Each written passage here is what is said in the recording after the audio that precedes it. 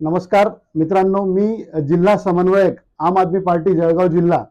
आज रोजी ही जी पत्रकार परिषद आपण या ठिकाणी चाळीसगाव येथे आयोजित केलेली आहे, ही जळगाव जिल्ह्याच्या वतीने आयोजित करण्यात आलेली आहे। मित्रांनो, पत्रकार परिषद घेण्यामागचा खरा उद्देश आहे की आम्ही खऱ्या अर्थानं भारतीय संविधानाचा आणि सर्वोच्च न्यायालयाचा मनपूर्वक आभार व्यक्त करतो की अनेक अडचणी येऊन सुद्धा 41 दिवसात जो PMLA कायदा आहे, या कायद्या अंतर्गत अनेक दिग्गजांना तुरुंगात टाकण्यात आलं, खोट्या केसेस करण्यात आल्या आणि लोकशाही धोक्यात आणण्यात आली।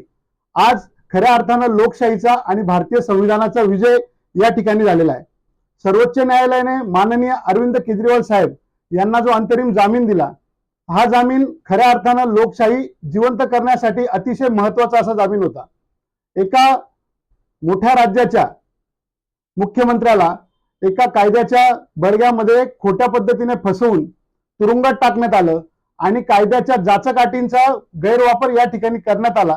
परंतु 41 दिवसात माननीय सुप्रीम कोर्टाने माननीय केजरीवाल साहेब यांना जामीन दिला आणि यामुळे त्यांनी असे संकेत दिलेले आहेत की खऱ्या अर्थानं भारताची लोकशाही जी आहे ती धोक्यात आलेली आहे आणि या तानाशाहीचा अंत करण्यासाठी आज सत्याचा विजय झालेला आहे। आज खऱ्या अर्थानं भारतीय संविधानाने जे सत्यमेव जयते आणि सर्वोच्च न्यायालयाने आपल्याला सत्यमेव जयते ही घोषणा जी आहे ती आज खऱ्या अर्थानं खरी करून दाखवलेली आहे।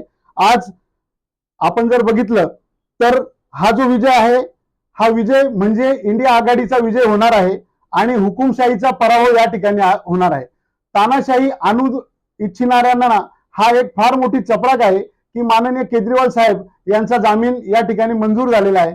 मी सर्व आम आदमी पार्टीच्या वतीने संपूर्ण भारतातील आम आदमी पार्टीच्या सर्व कार्यकर्त्यांचे मनापासून अभिनंदन करतो आणि आपले देखील आभार मानतो।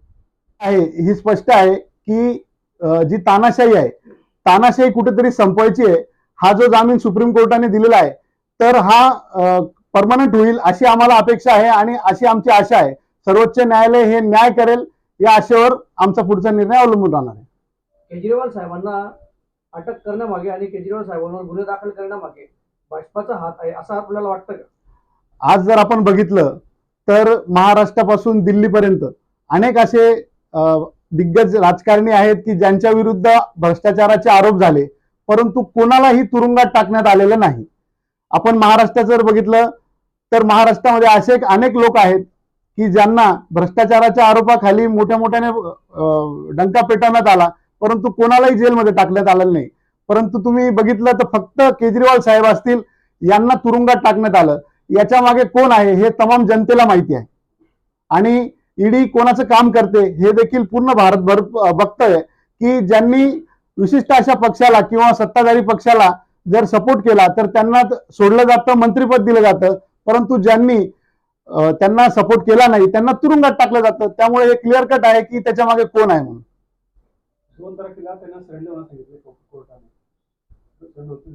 कायद्याने ज्याही अटी शर्ती लादलेल्या आहेत त्याचं ते तंतोतंत पालन करतील। आम्ही लोकशाही मानणारे लोक आहोत, त्यामुळे सर्वोच्च न्यायालयाने जे निर्देश घातलेले आहेत त्याचं आम्ही तंतोतंत पालन करू। केजरीवाल साहेब त्याचं तंतोतंत पालन करतील।